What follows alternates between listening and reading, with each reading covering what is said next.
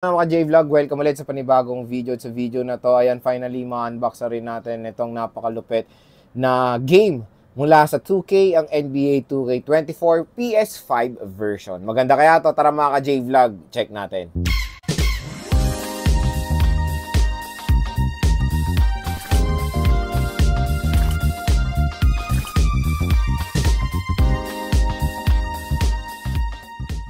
And finally, nagkaroon na rin ako ng NBA 2K24 sa PS5. So ito yung first ever na NBA 2K sa PS5 ko. So first time ko rin makakalaro ng 2K, NBA 2K sa PS5. Dahil alam nyo naman, bago pala yung PS5 ko. Karamihan puro PS4 yung nilalaro ko. So yun, syempre, onwards na ngayon is PS5 version yung bibiliin ko ng mga 2K. And ang maganda mga ka-J-Vlog, nabili ko rin lang to ng sale sa Data Blitz.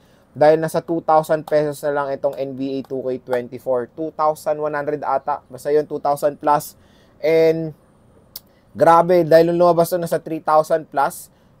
Good deal na siya. Laki rin ng discount. Kaya kung bibili kayo ng mga games, hintayin nyo lang ng mga ilang buwan dahil ang lalaki ng price drop na. Huwag kayong bibili ng mga first release niyan. Pero maganda rin naman yung first release dahil may mga freebies. Pero nung binili ko to, may freebie rin naman akong voucher na binigay sa akin. So all goods naman. So yan, NBA 2K24, syempre si Idol ang nandito sa ating cover dahil itong Kobe Bryant edition dahil nga syempre 24, alam niyo naman ng jersey ni Kobe is 24 din, kaya special sa kanya. Kaya nakafocus sa kanya 2K24. Even the 2K NBA 2K21 nakafocus kay Kobe yan. So yan, meron tayo dito signature ni Kobe Bryant and official seal ng NBA. PS5 sa likod naman, ayan. Ang laki na pala ng gigabytes na available. 150 gigabytes. Kaya kulang na talaga yung 800 gigabytes ng PS5 ko. Kaya yun ang next target ko. Bibili ako ng ng hard drive, SSD, external storage. So yan, Mamba Moments recreate some of Kobe's most dominant and captivating performance during his rise to global superstardom.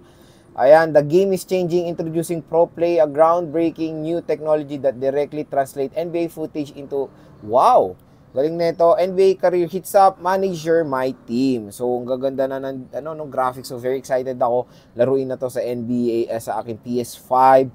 So, yon 150 gigabytes na minimum ang required storage. Napakalaki. Okay, open na natin itong NBA 2K25. Itong NBA 2K24. Super excited. I'm super excited.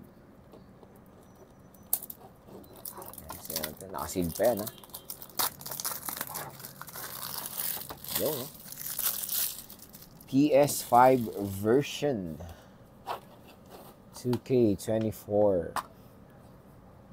So, wala dito yung code, nandun yan, hiniwalay ko na, pero may code na kasama. So, wala na mga leaflets, na siya, yung mga manual, na siya, digital na. So, mas maganda rin yung nakakatipid din sa mga material, di ba? Na digital na lang yung manual, so pwede nyo i-download, pati yung product support. Dati kasi ang daming papel, ngayon wala na. Okay rin yun. So, ito yung disc ng ating PS5 2K24. Bam! PS5 version, Ultra HD Blu-ray. Ayan yung disc. Napakakinis, walang kagas-gas-gas-gas. So yan, tara. I-play na natin to sa ating PS5. Ayan mga ka-J-Vlog, na-install na natin ang NBA 2K24. So ayan, at alam ko meron pa tong da-download na iba, parang resources. So open muna natin. Nag-copy pa lang siya eh. So kailangan muna i-update din yung system, mamaya na lang. So yan, NBA 2K24. Tingnan nyo, 53% copying game, matagal pa yan.